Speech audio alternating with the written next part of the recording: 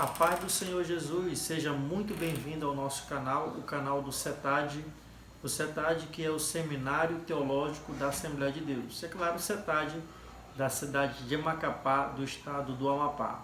Para você que ainda não me conhece, eu me chamo Osmar Gonçalves, aqui ó, nosso nomezinho aqui, pastor da Igreja Assembleia de Deus é Pioneira. Eu exerço no CETAD a função de diretor acadêmico, como também professor dessa disciplina, a disciplina Livros Proféticos. E hoje já é a nossa 7ª aula, isso mesmo, a 7ª aula dos livros proféticos. Estamos chegando aí quase aí no fim.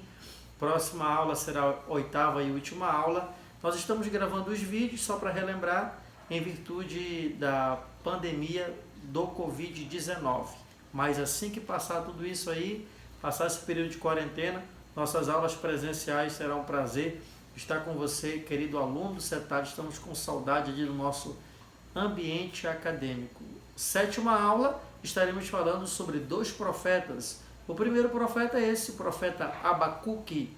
E depois, daqui a pouquinho, estaremos falando sobre o profeta Sofonias. Como você já conhece, já tem acompanhado os nossos vídeos, você sabe que eu sempre sugiro um título não do livro, mas o título do profeta. E eu coloquei aqui, para ilustrar acerca do profeta Abacuque, um profeta em meio aos profetas, ou seja, um poeta em meio aos profetas. Um poeta em meio aos profetas. E nós, ao longo da nossa exposição aqui, iremos tentar identificar justamente esse ponto que eu quis abordar e quero abordar com você, acerca da vida do profeta Abacuque. Além de ser um profeta de Deus, ele traz lindas poesias em suas profecias. A palavra Abacuque, é claro, sempre do hebraico, Antigo Testamento, significa abraçar. A palavra Abacuque significa abraçar. Qual é o sentido do nome do profeta relacionado ao seu livro? Porque o profeta rodeia a Deus, né? Porque quem vai abraçar envolve a pessoa. Então o profeta rodeia o Senhor com as suas orações, com as suas perguntas, com o seu louvor, com a sua petição ao Senhor. Que eu coloquei aqui, ó, o profeta rodeia Deus com suas perguntas. Ele faz 6 perguntas ao Senhor. Nesses 3 capítulos, iremos analisar as suas perguntas daqui a pouquinho. Ele ora ao Senhor e também ele louva, ele exalta ao nome do nosso Deus. Quase nada sabe-se acerca do profeta Abacuque, que são poucas informações em comparação a outros profetas, principalmente aos profetas maiores, mas o seu nome é citado 2 vezes no livro, em seu livro. No capítulo 1, versículo 1, que diz assim, o peso da visão daquilo que viu o profeta Abacuque. Capítulo 3, versículo 1, oração do profeta Abacuque sobre a forma de canto. Então, 2 vezes é citado o seu nome dentro do próprio livro. Temos outros textos que são escritos na primeira pessoa, dando total autoria ao profeta na composição da escrita do livro. A maneira no qual ele escreveu, daqui a pouco iremos falar com mais precisão sobre a forma literária, iremos analisar as orações, a canção, como também as perguntas que ele fez a Deus. Nós iremos observar, e já observamos aqui, como nesse ponto ainda introdutório, sempre o primeiro slide é muito introdutório, a forma literária indica que ele era um levita, porque justamente no final de todo o livro ele vai endereçar esse livro, ou essas profecias, ou essas canções, como você queira, a aquele que cuidava de catalogar as canções em meio aos hebreus. Então, por isso, a forma literária indica justamente que ele era um levita, que ele tinha habilidade na oração em forma de canto. Uma outra informação importante ainda dentro dessa parte introdutória é que Abacuque ele era contemporâneo do profeta Jeremias. Isso mesmo, contemporâneo do profeta Jeremias. Sempre nós trazemos aqui um profeta contemporâneo, ou seja, viveu na mesma época que outro, só para a gente fazer a comparação das profecias e sempre fazer a semelhança entre as mesmas. Em que ano foi escrito esse livro? Em que ano ele foi escrito? O autor aqui que eu passei como texto base para vocês, o Stanley, ele vai trabalhar a data 607. Ele vai trabalhar a data 607. Mas eu prefiro esta data aqui, ao meu ponto de vista, na minha análise textual, analisando versículo por versículo, sem desprezar o contexto, nós podemos observar que ele escreveu por volta do ano 586, alguns meses ou alguns dias antes da última invasão de Nabucodonosor. Por que eu chego nessa data mais próxima de 586 e não 607, antes das primeiras invasões de Nabucodonosor da Babilônia?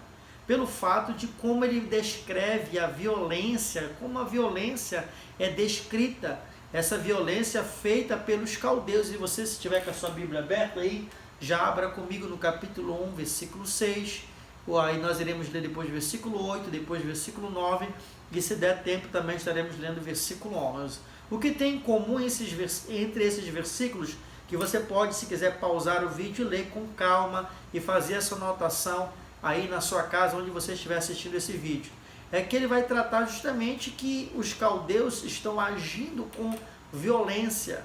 E, é claro, para ele ter uma grande precisão da violência dos babilônicos, ele não está fazendo menção de algo histórico relacionado aos assírios ou briga dos babilônicos ou sírios, é porque ele presenciou, ele viu, ele está sendo testemunho ocular das coisas que estão acontecendo. Então eu trouxe a seguinte informação: para de descrever com tanta veemência, né, a violência realizada pelos caldeus, isso nos leva a crer que ele foi testemunho ocular de pelo menos uma invasão, pelo menos uma ele presenciou, ou o seu contexto histórico está relacionado a esse fato da perversidade, da violência dos babilônicos. Como prometi, vamos ler capítulo 1, versículo 6, diz assim: porque eis que suscita os caldeus, nação amarga e apressada para marchar sobre a largura da terra, para possuir moradas não suas. O versículo 8, por exemplo: os seus cavalos são ligeiros, mais ligeiros do que os leopardos. Início do versículo 11: então passarão por um vento, e pisarão, e farão culpados, atribuindo este poder ao seu Deus. Então, nós podemos observar, principalmente no versículo 6, que o versículo 3, o verbo, ele dá a expressão de ação contínua. É como se o povo de Judá já tivesse sofrido alguma invertida dos caldeus. A profecia, a mensagem do próprio Deus pela boca de Abacuque nos dá essa impressão de algo já vivenciado, e por isso é importante nós entendermos a data de 586, porque justamente ele vai fazer 6 perguntas ao Senhor, e essas perguntas estão relacionadas a esses versículos aqui, aos versículos 6, 8, 9 e 11. Vamos seguindo aqui. Depois dessa questão da data, nós podemos também observar que o tema deste livro, desse curto livro profético, é: o justo viverá pela fé. Justamente nós podemos extrair aqui do capítulo número 2, versículo de número 4. A parte B vai nos dizer: mas o justo pela sua fé viverá. Mesmo texto que Paulo faz menção em Romanos capítulo de número 1, versículo 17, e o autor aos Hebreus faz uma análise completa do versículo. Paulo está utilizando apenas a parte B do versículo, mas nos parece que na interpretação do autor da Epístola aos Hebreus, ele utiliza-se de todo o versículo no capítulo 10, versículo 38. Nesse tema, o que nós podemos observar? Que Deus ele está enfatizando que o justo deveria acreditar no seu plano divino. Porque esse plano ele traria para os próprios judeus, para a nação escolhida do Senhor, traria justiça em forma de juízo, mas também posteriormente traria salvação. Porque justamente o profeta Abacuque está profetizando dentro do contexto do cativeiro babilônico, ou bem próximo, ou já sendo levado a primeira ou até mesmo a segunda leva. Então toda essa ação de Deus leva o povo a acreditar, o justo, que Deus traria salvação para o seu povo. Quando a gente analisa o capítulo de número 3, a gente observa que de fato ele está descrevendo uma calamidade já presente em meio ao povo. Geralmente o tema está relacionado ao objetivo, né? O objetivo é justamente enfatizar a santidade divina nesse julgamento que Deus está fazendo de Judá. Deus, ele está usando para isso uma nação ímpia. Então, quando a gente analisa esse objetivo, quer enfatizar a santidade de Deus, mesmo ele utilizando de uma nação ímpia, isso nos leva a acreditar que Deus tem meios para agir, trabalhar em meio ao seu povo, para que os seus propósitos possam ser executados. Nós falamos isso quando falamos nos livros históricos acerca da vida de Esdras, relacionado ao Império Persa. Nós falamos também sobre o próprio livro do profeta Isaías, acerca desses pontos de Deus utilizando nações ímpias vizinhas para trazer juízo para a sua nação escolhida, santa e eleita. O outro objetivo é trazer o julgamento contra os caldeus, isso mesmo. Deus utiliza dos caldeus, dos babilônicos, para julgar o povo, mas depois o próprio Deus diz que também vai julgar essa nação, porque assim fez com o seu povo. Isso é comum dentro da literatura profética, que é justamente o ai, né? Ou os ais que nós iremos destacar daqui a pouco, os ais que Deus está dizendo contra os caldeus, contra os babilônicos. Vamos analisar então esses ais que nós podemos ver aqui como segundo objetivo deste livro, porque é um objetivo também bastante claro que nós encontramos dentro do livro. Por isso que temos aqui vários versículos, pelo menos 5 pontos, que destacam esse ai de Deus, 5 ais de Deus no seu julgamento contra os babilônicos. O primeiro ai nós encontramos lá no versículo de número 6. Ai daquele que multiplica o que não é seu, daquele que se carrega a si mesmo de dívidas. Então eu destaquei aqui de forma bem simples para você ler. E por favor, até fazer assim, por favor, meu querido aluno, meu amigo, leia as referências aí na sua casa. É claro que nós estamos falando aqui do capítulo 2, Então, no capítulo de número 2, versículo 6, o que é que nós podemos destacar? Deus está dizendo assim para os caldeus, para os babilônicos: ai daqueles que tomam coisas que não são suas, ou seja, ai dos usurpadores. Versículo 9, ai daqueles que roubam, né? Ai do ladrão, daquele que rouba, porque os caldeus roubavam objetos e coisas que não eram suas. Ai dos assassinos conquistadores, através da truculência, da violência, eles conquistaram nações e principalmente o reino de Judá, o reino do sul.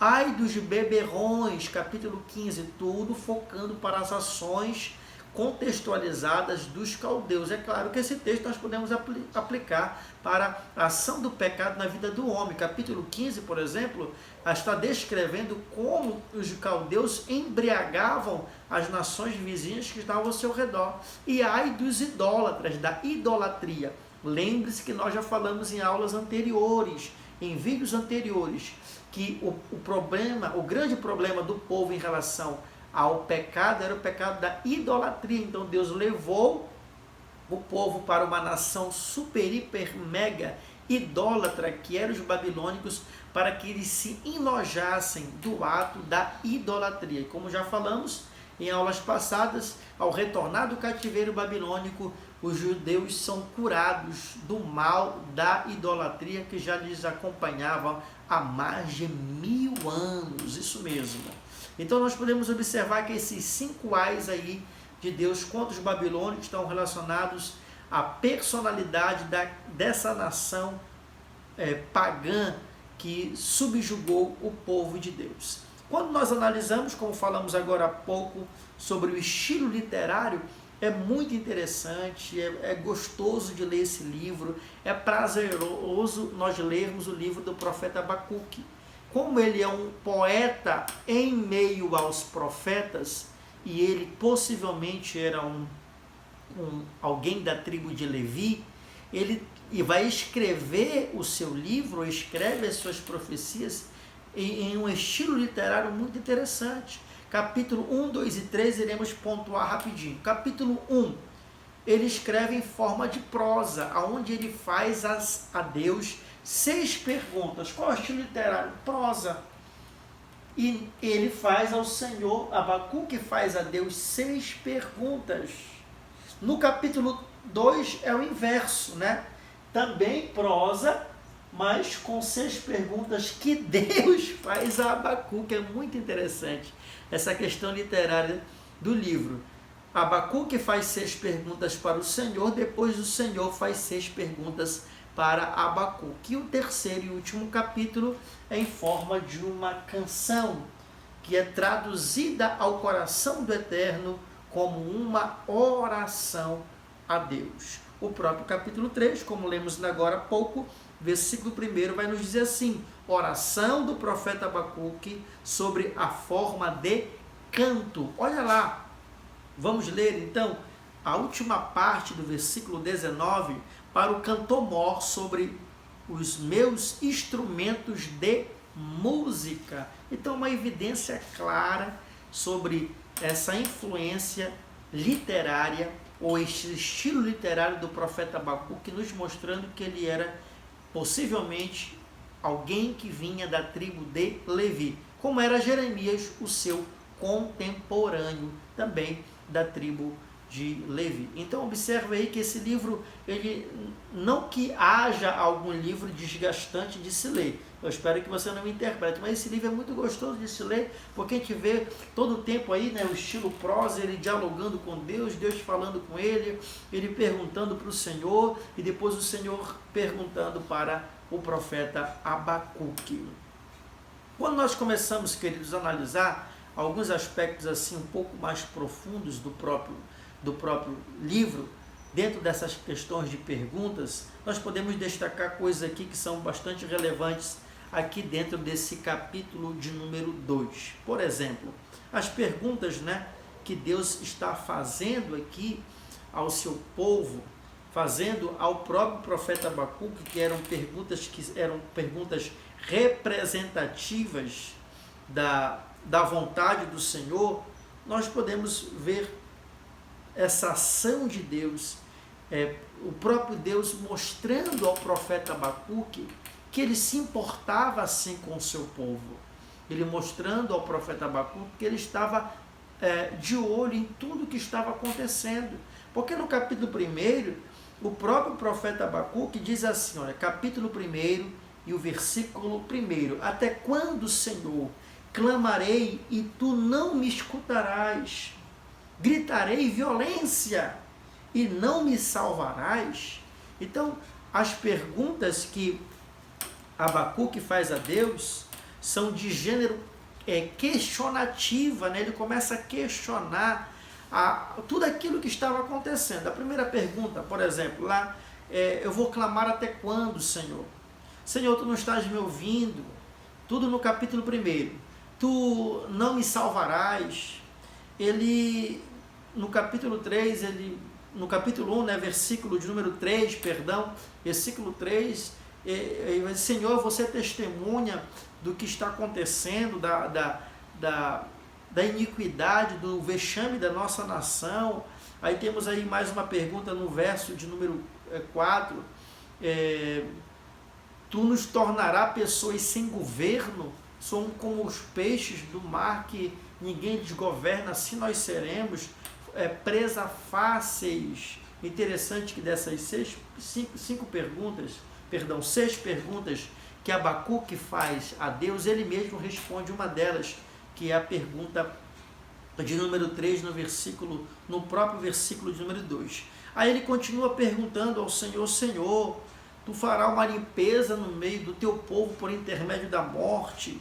E ele vai entendendo aí que o próprio Deus iria fazer isso de fato por intermédio dos babilônicos, seria um instrumento de Deus. E depois no capítulo 2, como nós falamos, quando começamos a analisar as perguntas que Deus está fazendo a Abacuque, Deus está dizendo no capítulo 2, já no versículo de número 7, eu vou agir rapidamente, eles serão desterrados, também no versículo número 7, 2:7, o justo é recompensado, o justo alcançará graça. Tudo isso Deus está dizendo em forma de pergunta a Abacuque. Mas olha como começa o capítulo 2. É muito interessante, porque o capítulo 1, quando a gente lê, parece que vê Abacuque ali preocupado demais. Mas olha como inicia o capítulo de número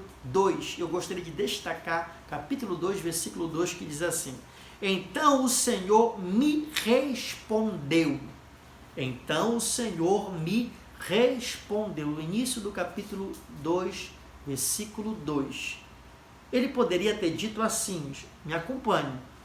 E disse o Senhor, assim diz o Senhor, e o Senhor falou ao seu povo. Nenhuma dessas expressões aparece. A expressão que aparece é: e o Senhor me respondeu. Porque tudo que Deus está dizendo ou falando por intermédio do próprio profeta Abacuque ao povo, no capítulo 2, aqui olha, no capítulo 2, são respostas de Deus ao seu servo, o profeta Abacuque. E aqui eu faço uma pausazinha na nossa exposição da aula e digo a você hoje, você que está assistindo de manhã, de tarde, não sei qual horário que você está assistindo esse vídeo, mas todas as suas preocupações, todos os seus questionamentos, todas as suas indagações, Deus irá responder todas elas. E no seu tempo oportuno, você saberá a resposta de Deus para a sua vida, meu querido amado irmão. Vamos avançando aqui, A gente vai tocar aqui de uma forma mais precisa agora aqui nessa parte do capítulo de número 3, quando nós formos falar sobre a questão messiânica. O profeta Abacuque ainda, o último slide aqui do profeta, nós podemos ver aqui nas profecias messiânicas e na profecia cristológica, podemos destacar aqui na profecia messiânica 2 pontos. O primeiro está no capítulo 2, versículo 14, que a glória encherá toda a terra. Capítulo 2, versículo 14. Porque a terra se encherá do conhecimento da glória do Senhor, como as águas cobrem o mar. Então, o conhecimento da glória de Deus, ele virá ou ele já veio? Ele virá ou ele já veio? Ele já veio. O conhecimento, o verbo, o logos, a palavra, já está revelado a nós. A revelação foi concluída no Novo Testamento, na pessoa de Cristo, revelando aos apóstolos, revelando aos seus discípulos e também aos profetas do Novo Testamento, como o próprio profeta João Batista. Então, a terra se encherá do conhecimento da glória de Deus. Então, por que profecia messiânica? Porque já se cumpriu. Aqui, olha, o CETAD é uma prova desta profecia. Estamos nos enchendo do conhecimento da glória de Deus. Um outro ponto relacionado às profecias messiânicas, algo que já está acontecendo, profecia que já se cumpriu, capítulo 3, versículo 18. 3,18, todavia eu me alegrarei no Senhor e exultarei o Deus da minha salvação. Então aqui também uma referência acerca da alegria pela salvação, alegria pelo livramento, alegria pela graça, pela salvação que foi ofertada e Abacuque alcançou em meio a tempos de turbulência, assim como eu e você também estamos alcançando dia após dia. Agora, existe também uma profecia cristológica, ou seja, uma profecia que vai se cumprir ainda. Capítulo 2, versículo de número 2. Em meio às perguntas que Deus está fazendo, em meio às respostas de Deus ao próprio profeta Abacuque, olha como finaliza o capítulo 2. Mas o Senhor está no seu santo templo, cale-se diante dele toda a terra. Analise comigo e o porquê essa profecia ela é cristológica. Se o contexto histórico do livro está relacionado próximo à invasão de Nabucodonosor, ou, como eu acredito, próximo à última invasão de Nabucodonosor, não teria sentido nenhum Deus dizer que ele está no seu templo. Até mesmo porque lá dentro do cativeiro, Deus vai mostrar ao profeta Ezequiel as profanações que haviam dentro do templo. Você já acompanhou essa aula. Deus levou o próprio Ezequiel em espírito, ele varou, como diz o mapaense, varou dentro do templo, no buraco que tinha na parede, e viu gravuras de répteis, de animais, profanações dentro do templo. Ele viu tudo aquilo acontecendo, e 70 homens profanando. Então não teria sentido, dentro desse contexto histórico, Deus dizer que ele está no seu santo templo.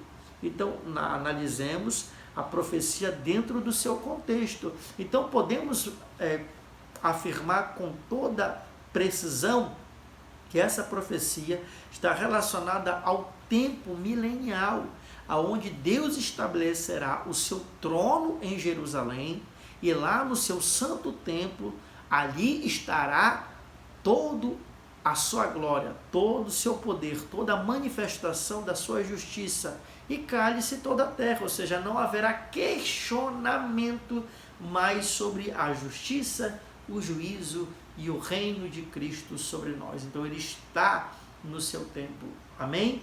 Ou também podemos aplicar, se você assim desejar, que esse templo somos nós e Deus está sobre as nossas vidas, ele está reinando em nós. Esse é o profeta no qual nós acabamos de estudar, só lembrando que iremos analisar com mais precisão nas aulas presenciais o livro do profeta Abacuque.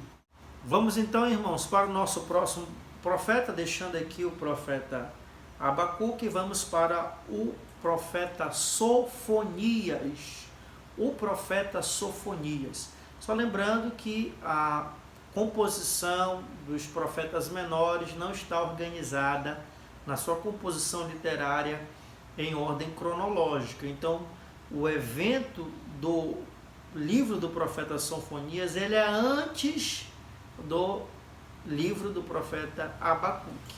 A Bíblia está organizada no que se diz respeito aos profetas menores, foi agrupada por temas, como nós já aprendemos analisando a ação na vida do próprio Esdras ao organizar, ao agrupar esses livros. Qual foi o título que eu trouxe aqui para o profeta Sofonias? O profeta do dia do Senhor. Isso mesmo, o profeta do dia do Senhor. E você pode observar que o dia está de D minúsculo e o Senhor com letras maiúsculas. Exatamente como nós temos aqui na versão corrigida, que tem uma proximidade com a Septuaginta. Então observe que esse dia não é D maiúsculo. Você pode até deixar um comentário aí se na sua Bíblia esse dia do Senhor aparece com D maiúsculo. Aí nós podemos, você coloca se está e a tradução que você está utilizando para a gente debater aí, ou debater não, a gente trazer uma luz a você sobre a questão das traduções. Mas dentro do original hebraico, esse dia do Senhor não é D maiúsculo, é aqui sim um D minúsculo. Logo nós já de cara aí já vamos descartar muitas questões relacionadas ao aspecto escatológico presente, Porque nós já aprendemos que existe o escatológico passado e o escatológico presente. O que seria o escatológico passado? Aquilo que era escatologia para aquele povo, mas se cumpriu. Então é um escatológico, ou seja, estudo das últimas coisas, mas do povo em que recebeu a revelação do profeta que escreveu aquele livro. Então nós a identificamos, parece até sem sentido, escatológico do passado, mas é uma escatologia que já se cumpriu. Mas quando foi escrita, composta, serviu para aquele tempo, para um grupo determinado de pessoas. Mas vamos chegar lá acerca disso. Sofonias, a palavra sofonias significa o Senhor esconde, ou o Senhor protege. É a ação protetora de Deus sobre a vida do profeta Sofonias. Como ele é identificado, o profeta é identificado como trineto do rei Ezequias, ou seja, 75 anos antes do seu tempo. Ele pertence, é claro, se ele é trineto do rei Ezequias, ele pertence à família real. O único entre os 12 profetas menores, que pertencia a uma família real, que vem de uma corte real.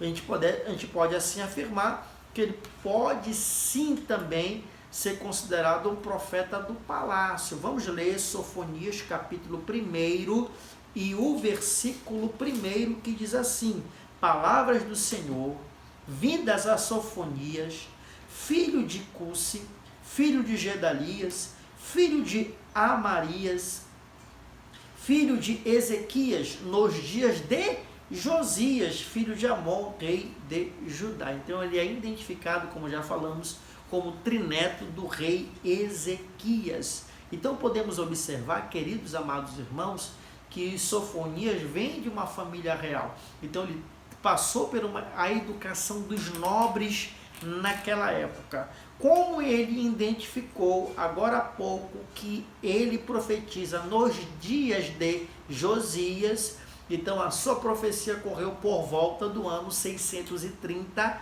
a 625. Uma coisa podemos com toda certeza também afirmar em relação da data, que seu ministério ocorreu nos dias de Josias, antes da queda de Nínive, porque o próprio Sofonias vai também, como profeta Naum, profetizar sobre a queda de Nínive e que Nínive seria destruída. E aconteceu por volta da data 612 a 609, a investida dos babilônicos contra os assírios. Então, essa aqui é a data que nós temos da composição do livro. Nós não temos aqui dúvidas sobre a autoria e nem sobre as datas, porque logo no capítulo 1, no versículo 1, o profeta Sofonias faz a identificação. Qual o objetivo desse livro? Qual o objetivo do profeta Sofonias? O objetivo era condenar a idolatria e alertar sobre o dia do Senhor. Mais uma vez, dia com D minúsculo. Então era alertar acerca da idolatria que estava ocorrendo. Lembre-se que Josias assumiu o reinado de seu pai, que era um homem perverso, que era um homem idólatra. E Josias foi um homem que promoveu um grande avivamento. Iremos falar no último tópico desse slide aqui. Qual o tema? O tema que nós podemos ver dentro desse livro, já que fala-se tanto do dia do Senhor. O tema é esse: a grande ira do Senhor e a restauração do dia do Senhor. Então, o dia do Senhor, ele fala tanto da sua ira, como também da sua restauração. E como falamos anteriormente, a profecia de Sofonias ajuda o rei Josias em promover o grande e último avivamento antes da invasão dos babilônicos. As profecias de Jeremias e as profecias de Sofonias ajudaram diretamente na necessidade do povo no qual eles estavam precisando. Lembre-se, e não canso de repetir, Josias é considerado a última chance antes do Império Babilônico, na questão relacionada aos reis, a última chance que Deus deu a ajudar. E tanto nas profecias de Jeremias como de Sofonias, a gente pode ver que Deus está dizendo sobre o arrependimento, mas também trazendo a sua mensagem de juízo para o seu povo. Porque Deus realizou um grande avivamento no reinado de Josias, mas ao mesmo tempo ele traz uma mensagem de juízo.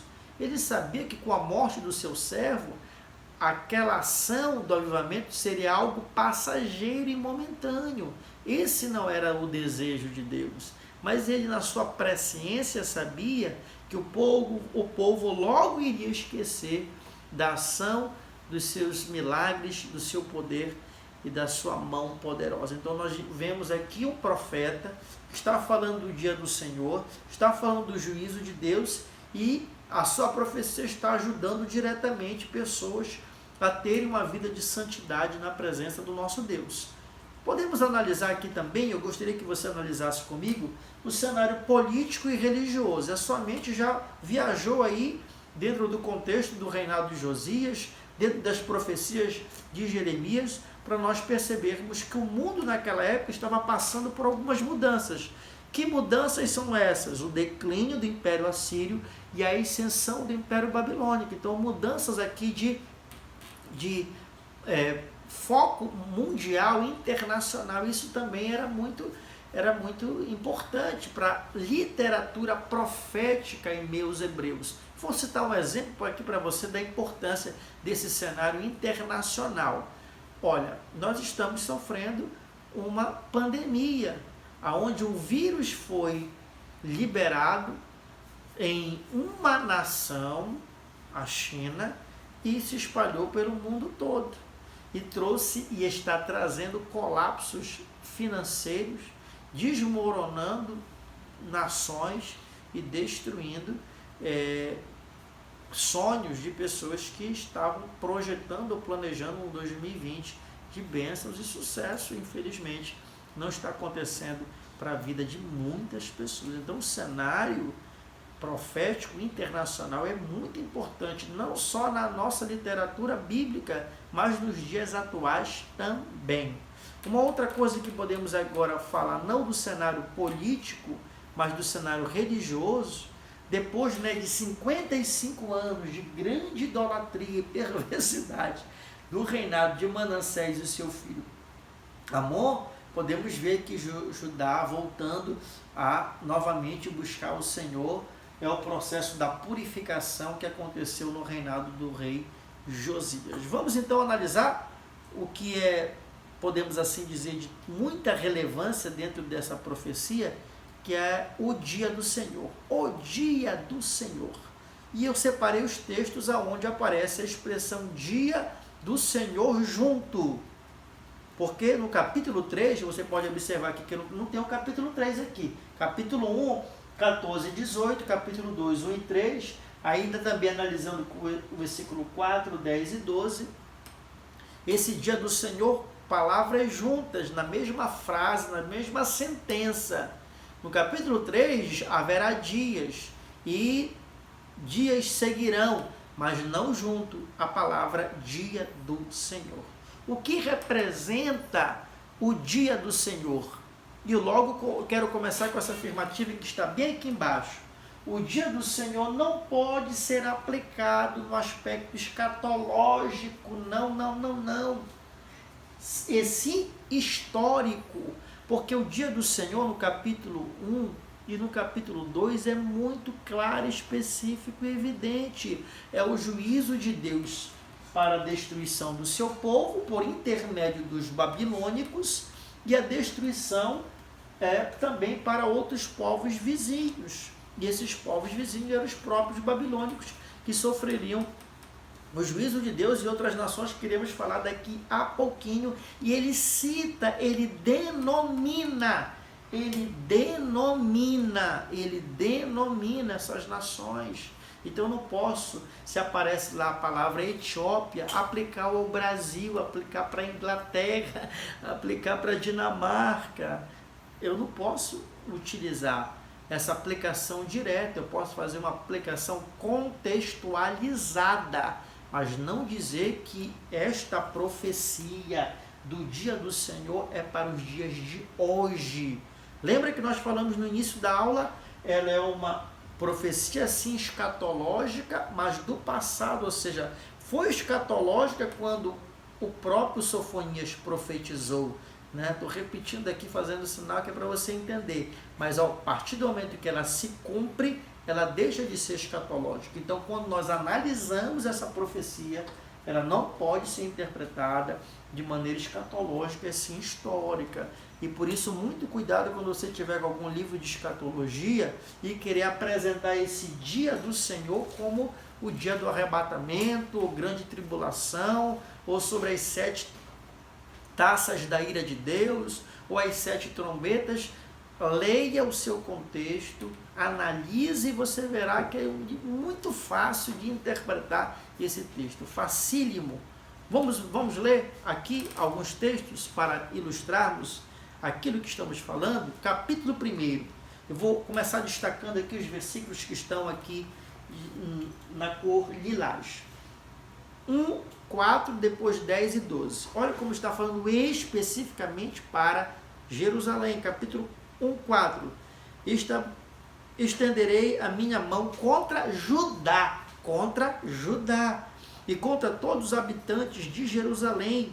Exterminarei deste lugar o resto de Baal e o nome dos Quermarins com os sacerdotes. Versículo de número 10. Versículo 10 diz assim: naquele dia, diz o Senhor, far-se-á ouvir um grande clamor desde a porta do peixe e um uivo desde a segunda parte. Então, porta do peixe é uma das portas das entradas de Jerusalém, então um local geográfico específico. Eu sei que você terá a aula ainda de hermenêutica e lá você aprenderá a identificar o aspecto geográfico do texto, como esse aqui que nós acabamos de ler, versículo 12.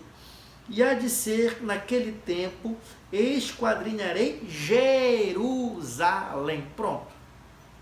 Aí não tem mais quem queira discutir, dizer que é escatológico. Naqueles dias se refere à ação de Deus sobre Judá por intermédio dos caldeus que iriam trazer juízo para o povo de Deus.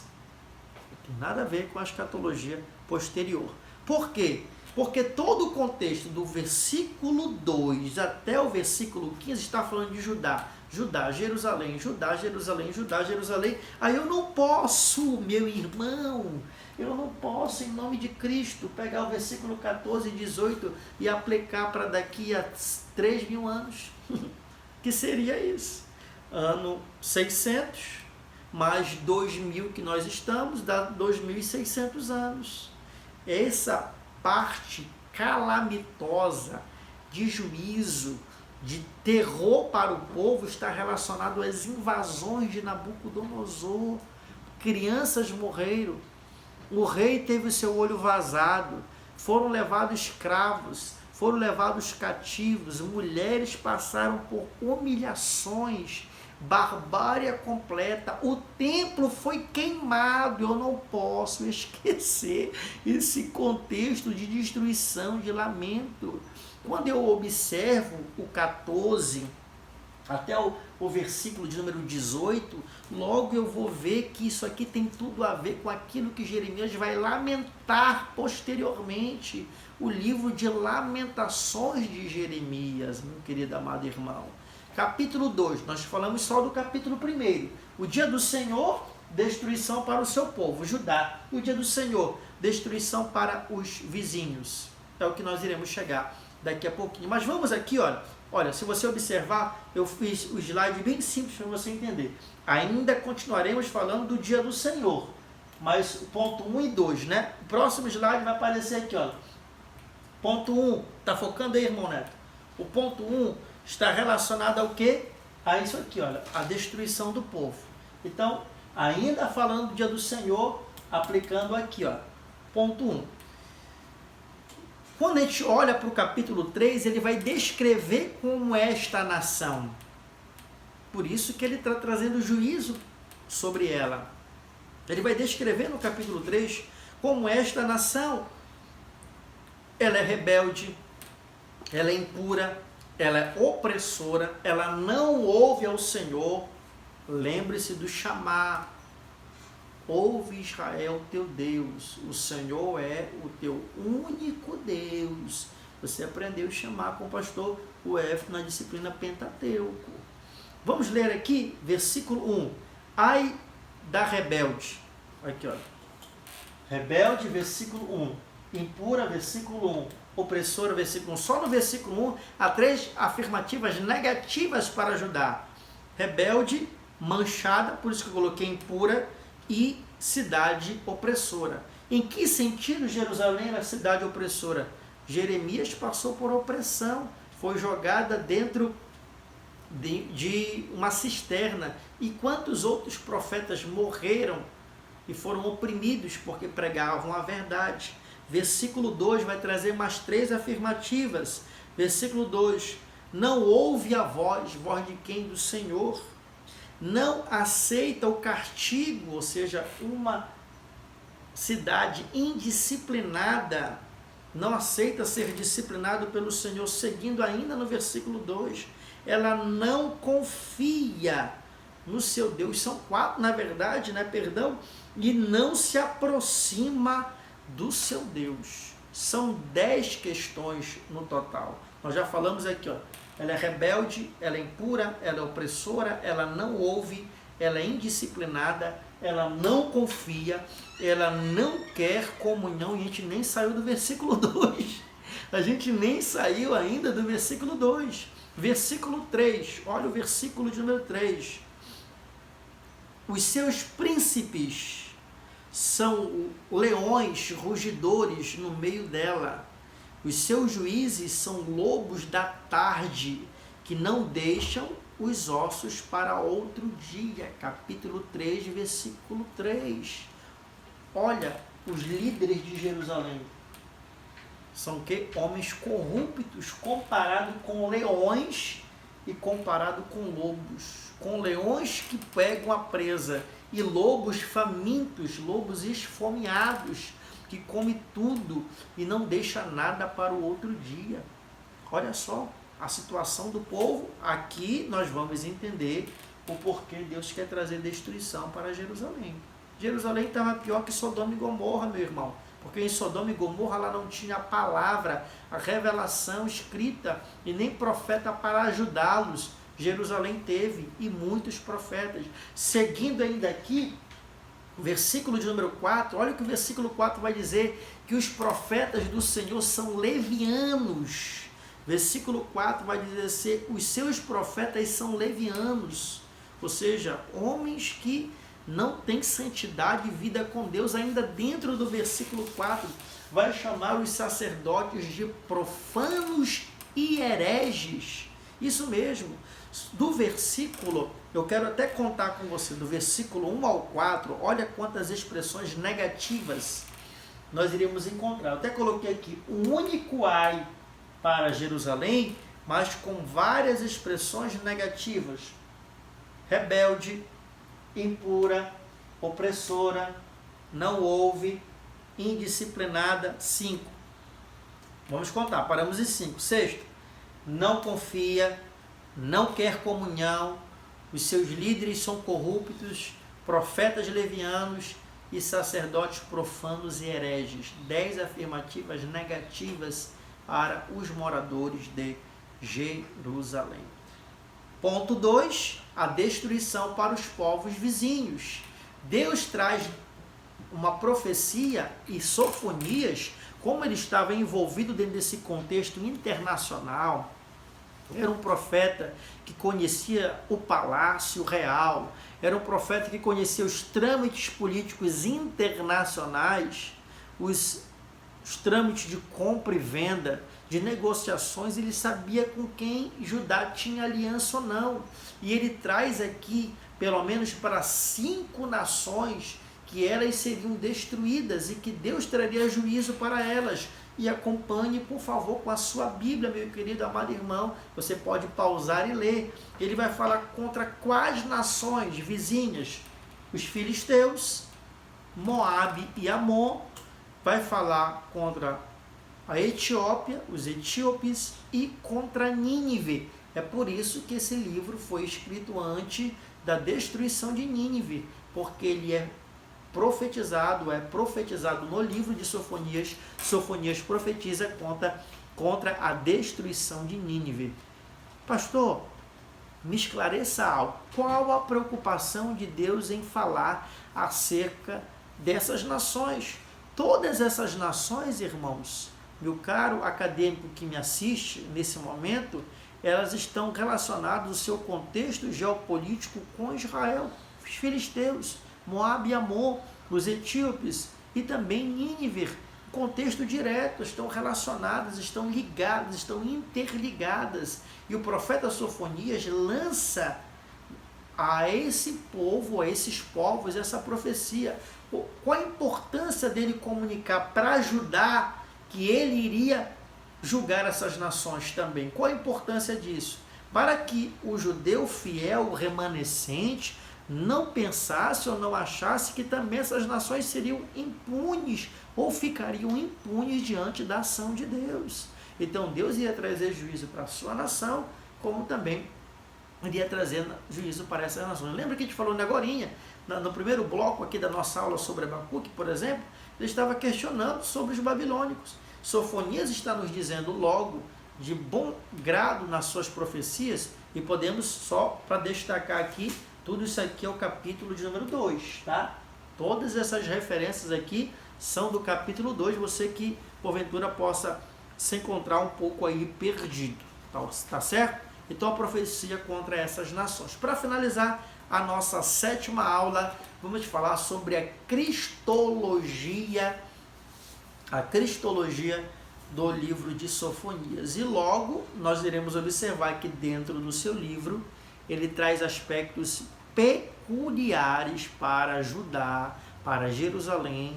Nós não iremos encontrar profecias de cunho messiânico, que são aquelas que se cumpriram em meio ao seu povo, o povo, já que Cristo vai ser identificado como rei e o seu reinado foi negado pela nação. Ele foi aceito por alguns judeus, porque os discípulos e apóstolos eram judeus, mas negado pela nação como um todo. Vamos analisar capítulo 3, versículo 15. Todas as partes cristológicas estão no capítulo 13 e você observará que elas irão se cumprir ainda. Capítulo 3 de Sofonias, versículo número 15. Diz assim: o Senhor afastou os teus juízos, exterminou o teu inimigo. O Senhor, o Rei de Israel, está no meio de ti. Tu não verás mais mal algum. Essa profecia vai ou não vai se cumprir? É claro que ela vai se cumprir. Apesar dela estar sendo dita no presente, porque a ideia de que o Deus Emanuel, o Deus presente, mas Israel ainda tem inimigos. Israel nem tem toda a parte da terra que lhe pertence. E Deus está dizendo que ele seria rei dessa nação e que seus inimigos definitivamente seriam exterminados. Deus está se referindo a um tempo futuro. Nós iremos observar no versículo 17. O Senhor teu Deus está no meio de ti, poderoso para te salvar. Ele se deleitará em ti com alegria, calar-se-ão por seu amor, regozijar-se-ão em ti com júbilo. Está falando o quê? Do renovo do amor e a renovação da aliança específica para Israel. Eu não posso meter os pés pelas mãos quando aqui estou ensinando para você. Se a profecia do dia do Senhor juízo era específica para a destruição do povo de Judá, referindo-se ao cativeiro babilônico, eu não posso chegar agora aqui no capítulo 13 e dizer que essas profecias são profecias messiânicas no sentido que elas já se cumpriram para a igreja do Senhor Jesus. E por último, olha, para você observar como todo o contexto do versículo do capítulo 3, do 15 ao 20, essa perícope do texto do 15 ao 20 é específica mesmo para os judeus. Olha o que nos diz aqui. Naquele tempo vos trarei, naquele tempo vos recolherei, certamente vos darei um nome e um louvor entre os povos e a terra, para que eu irei lhe reconduzir os vossos cativeiros diante dos vossos olhos, diz o Senhor, irei tirar-vos dos vossos cativeiros.